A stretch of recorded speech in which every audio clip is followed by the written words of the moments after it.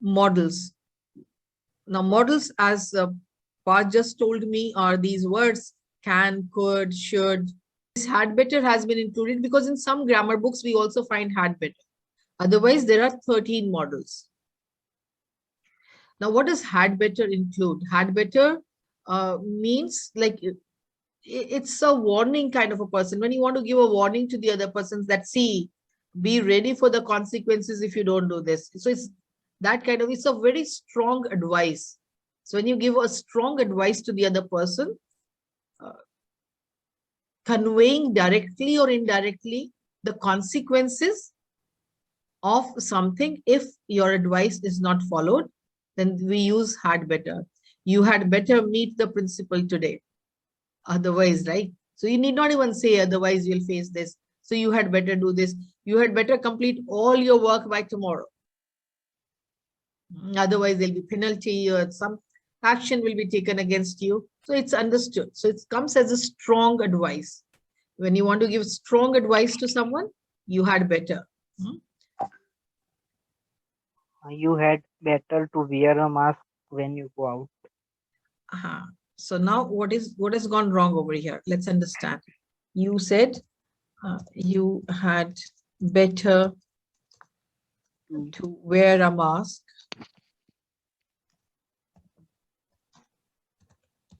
when you go out. So we do not use to after better. You had better wear a mask when you go out. Okay? Yes. This was wrong. Now, since we have started with had better, let's move on to should. So we use should when we have to give advice to someone. When according to us, that's the correct thing, right? So we use should for something that is correct according to the speaker. That's when we use should. So should, correct according to the speaker. Ought to is it's something that is morally correct. According to the speaker, that is morally correct. We can use should also, although in its place. For instance, if somebody gives you a gift on your birthday, you ought to wish that person on his or her birthday. You too ought to give a gift.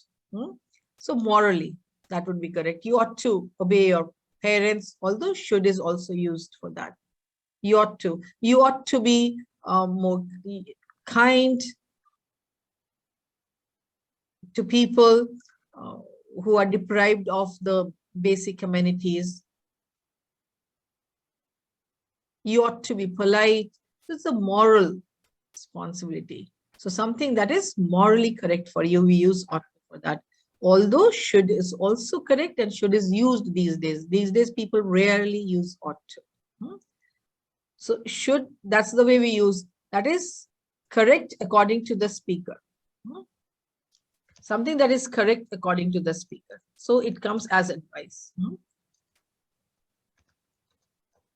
Now let's connect the other things also. So when do we use must? In the same connection, you must do this. You must wear your helmet when it is compulsory, mandatory according to the speaker. See the difference now. One was correct according to the speaker and the other is mandatory according to the speaker. You see the difference now? This is mandatory according to the speaker. Should, correct according to the speaker. So should and must, this bit of difference is there. For instance, your mother may tell you when you have to go out and you go out without your helmet, your mother may say, see, you should wear your helmet. If you are going out on a two-wheeler, you should wear your helmet. Or if it's about to rain, she may say you should carry an umbrella with you. But when a police personnel catches you without the helmet, then all that long lecture that comes along with challan that you need to pay, what does the police person say? Will he say you should wear your helmet? No, you must wear your helmet. That's why at times it's written, you must wear your helmet. You must not drink and drive. You must not venture out into this area. Even on the medicines, it's written, must be kept away from children. Because according to that authority, according to the person, according to those people who are in that authority, it is mandatory. It is compulsory to do something. You understood the difference? Now, yes or no? Yes, ma'am. Please. Next, now let's compare this also, have to. Right? So have to, so one is should is correct according to the speaker, must mandatory according to the speaker, then have to is like it's, I won't say mandatory, but you can say compulsory, mandatory. Yes, we can say that. Compulsory according to the situation. The situation is such. The situation is such that you got no other choice according to the situation. Okay, let's look at that helmet example only. Maybe Dhruvil and Parth are there on a two-wheeler on bike, and that's Dhruvil's bike. So he's carrying two helmets. One he gives to Parth that, okay, Parth, you also need to wear your helmet. Parth says, I'll wear after some time. So maybe they are in the outskirts of the city. So the moment they enter the city, now Dhruvil is scared because who will have to pay the challan? Dhruvil will have to pay the challan, right? That's his bike. So he tells Parth, see, now you have to wear a helmet. So he's not telling him you must wear the helmet. He's not giving him advice that you should wear a helmet. He says you have to wear the helmet. We are entering the city now. So what's the situation? They're entering the city. So he has, although of course one must wear the helmet all the time when one is on a two-wheeler, whether you are in a city, outside the city, it's for our safety. But sometimes the youngsters behave like that, that they don't wear it when the police people are not there to see or keep an eye on them.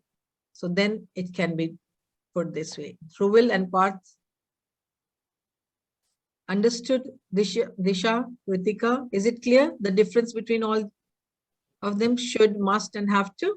Yes, Yes. ma'am. Now, Dhruvil asked me about need to also. So when do we use need to? Need to is something that is necessary. So there's only a slight difference over here.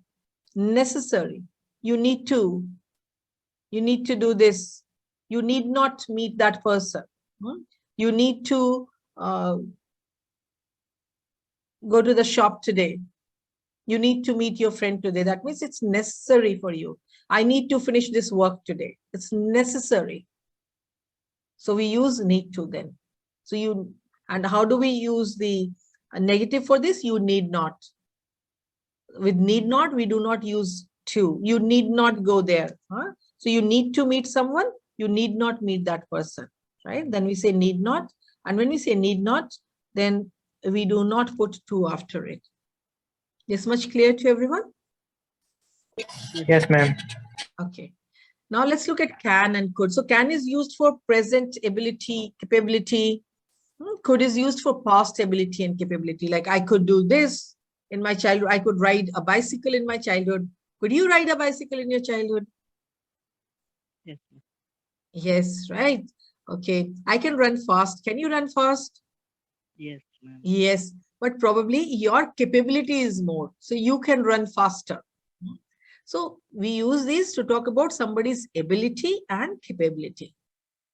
We also use could to report something in which can was used in the past. For example, if somebody says, yes, I can do this work. So he told me that he could do that work. So while reporting that speech, we can change can to could. Then can you help me? Can I sit here? Look at these two cases now. Can you help me? Can I sit here? So when I say, can you help me? I'm asking somebody to help. When I say, can I sit here? Again, here, what am I doing? I'm seeking permission. But it's informal. It's informal. Formal is what? May I sit here, please? Right? Could you help me, please? So when you are more polite, you use could. So if you have to request someone, which is more polite, could or can? Could is more polite. Could you help me, please? Could you do this work for me, please? So could is more polite. Could I speak to Disha, please? I call up Disha's number. Somebody else picks up. So could I speak to Disha, please? This is a request, a polite request. Now, it is also used for, can and could are also used to make an offer to someone, right? Can I help you? Can I get you something? Can I get you a glass of water? You're offering something. May is also used for offer. When you go to the banks, when you go to the hospitals, what do you find there at the reception desk? May I help you? Have you noticed this ever? Yes, May I help you written there? yes, ma'am. So they do not seek your permission. That's a formal way of offering help. Right? May I help you? May I do this for you? It's a formal way of offering help. So may I help you? So these models help us to talk about our abilities, capabilities, possibilities. They also help us to make requests, to seek permission. In English, we use models for all such things. Okay, might. Now, when you talk about possibility of something, right? We can say it may rain today. It may rain today. And we can also say it might rain today. What's the difference between the two? First one, there are more chances of rain, but in second one, it might rain or it might not rain. Very good, Parth. Very good. So the first one shows more possibility and the second shows less possibility, right?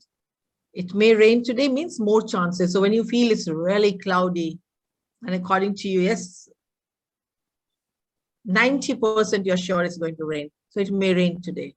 And you're just around 30% sure, 40%, then you say it might rain today. And when do we say that it can rain today? So can is used for technical possibility, technically possible or not. If you see dark clouds in the sky, what will you tell the others around you? The clouds are very dark. It can rain today. It can snow today. Then we look at the possibility in the future, then it is may or might. For instance, like at times we say, okay, you can park your car here. You cannot park your car here. So you're giving in a way permission, but then somewhere you're looking at the possibility also. Technically, is it possible or not? Let's say like I'm sitting I'm in a flat. Maybe the flat, these apartments have got a certain number of floors, like maybe 5 floors, 6 floors, 7 floors. So technically we say, okay, we can add 2 more floors to this building. That's technical possibility. Technical possibilities, we can add 2 more floors to this building. So we may add another floor this year. We might add another floor this year. Now here we are looking at the possibility in the future. You see the difference, right? There's a painting behind me. It can be shifted on another wall also. That's the technical possibility. So technically, like it can be shifted. So I may shift it. I might shift it today to another wall, right? So may and might then. Now let's look at will.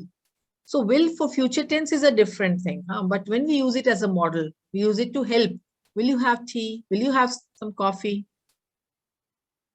Will you have some water? I'm offering, right? I'll help you. I'll do it for you. If somebody drops something, like, don't you pick up that thing for that person? Okay, wait, I'll help you. I'll pick it up for you. When you offer help, you use will. And like might, of course, is the past form for may. Then similarly, would is also for will. So when you have to report something, he said, I will help you. So he said that he would help us. Will changes to would. Now let's come to offer. Somebody comes home, right? So one way of asking the other person for something is like, what will you have? Will you have tea or coffee? Another is, what would you like to have? So when you use the word like, you use only would. What is wrong is this. We shouldn't say this. What will you like to have? This is wrong. This is wrong. With words like and love, we use only would. What would you? What would you like to have? Shall is also used to make an offer, like, shall I get you something? Shall I help you? Shall is used to suggest also. Suggest. Hmm? You suggest something. Suppose I give you all a topic and I say, okay, you have 1 minute to speak, but then I don't ask anybody to speak even for 2 minutes. You become a little impatient and one of you can say, shall I start? So when you say, shall I start? Right, from your side, you are giving that suggestion. Maybe 10 persons are sitting in a room and the AC is on, but one of them starts feeling cold. How can he politely suggest it? Shall I switch off the AC? Shall I increase the temperature? Yes. Right, so we suggest. Should, I've just done with you, right? We are done with all these. Let's move on to used to. So how do we use used to? Can you give me a sentence using used to? Anyone? See, modals always come soon after the subject. Remember one thing about modals. Subject plus the modal verb.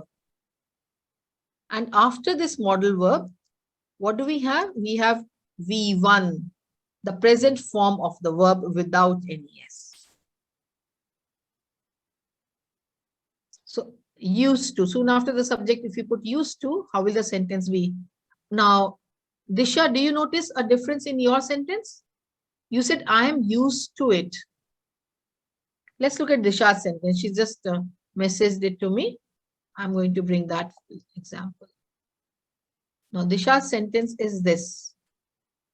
I'm used to it. What do we have over here? We've got subject plus it can be am, are, was, were, all such words. So she's given us am and then she has put used to. Does it fall in the same category?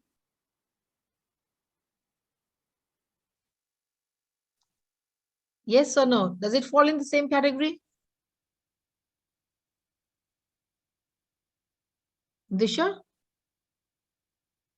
See, you'll have to unmute yourself, otherwise I have no magic, huh? I'm not a magician, I cannot hear you all. So unmute and speak, please. Does it fall in the same category? I guess my words first form and my sentence. You have used am over here. And I told you when we use all these words as modal verbs, they come soon after the subject. Oh, yes.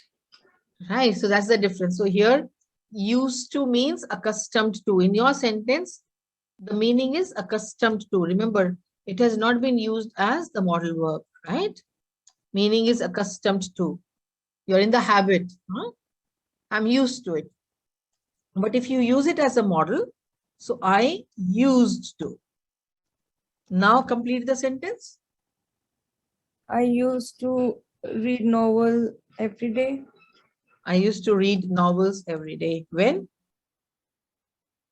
When? We can't talk about present. So used to can be used as a model to talk about past habits. I Past used to fact. read novels last week. I used to read novels last year. Last. So it's a past habit. So here we use V1, that is present form of the verb soon after used. But when we use used to like this, I'm used to it. If after this you get, after this used to, if you have to put a verb, then how do you put that? Then it's going to be different. You cannot say, I'm used to do this. I'm used to eat this. You use the gerund then. I'm used to driving on congested roads, right? So used to driving on congested roads. It comes this way.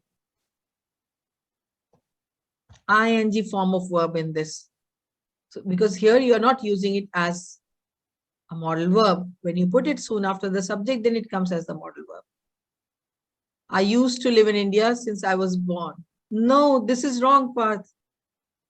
You cannot say I used to live. When was it that you used to live in India? You live in India now, right? Yes. So this is wrong, absolutely wrong. How can you say it? I have been living in India, right? I've been living in India since I was born. Now let's understand perfect modals. The way we have perfect tenses, there are perfect modals also. So you use should, could, may, might, ought to, would, must, plus have done. I should have finished my work earlier. I ought to have done this. He must have finished his work. He must have gone there this way. Can you give me one sentence? So it's all about past. Use any of these models plus have done. I want to see how you structure that sentence. So we are talking about past now over here. Something that was correct in the past. Something for which there was a possibility in the past. Like if I reach there now, I don't think I'll be able to meet my friend. She may have left by now. She must have left by now. Okay, let's look at this. If I say she must have left by now, she may have left by now, she might have left by now, what is the difference? Can anyone tell me? So there's no point in going there now. I'm pretty late because if I go there now, I don't think I'm going to meet my friend. And I use one of these, but each is going to have a slightly different meaning. One is she must have left by now. Another, she may have left by now. And the third one, she might have left by now. Yes, can anyone tell me the difference? All right, she must have left. Say if I say that, oh, you must be hungry, you must be tired. That means more chances, almost, right? She must have left by now means surely, certainly, you are quite sure of it. When I say she may have left by now, we are looking at a possibility in the past. So this way we are looking at a possibility in the past. So when we talk about a possibility in the past, we use the perfect tense like this with all these three. So must shows more possibility. So almost definite. She may have left by now. So here more possibility as compared to might. I may have gone to Canada if I got high band score. I may have gone to Canada if I had got. I had. Okay, ma'am. Then the best way to put that is we are looking at a conditional over here. Use would. In a conditional, we use would. I would have gone to Canada, right? Yes, ma'am. I would have gone to Canada. I would have gone to Canada if I had got more marks. If I had got more marks. But I did not get more marks, so I did not go to Canada, right? So it's an unfulfilled thing in the past.